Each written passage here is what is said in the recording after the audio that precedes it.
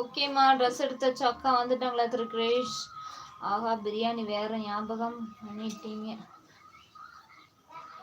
நம்மளும் ஹோட்டல் போயிட்டு பிரியாணி சாப்பிட வேண்டியது.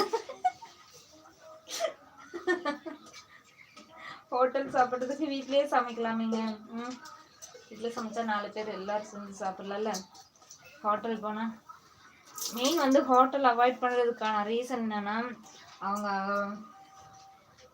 பிரியாணியில் நெய் தான் நிறைய எடுத்துக்கணும். அவங்க வந்து நெய் எடுக்கிறாங்களா, கொழுப்பு எடுக்கிறாங்களான்னு தெரியாது. கொழுப்பு எடுத்தால் ரொம்ப நம்ம ஹெல்த்துக்கு கேடு.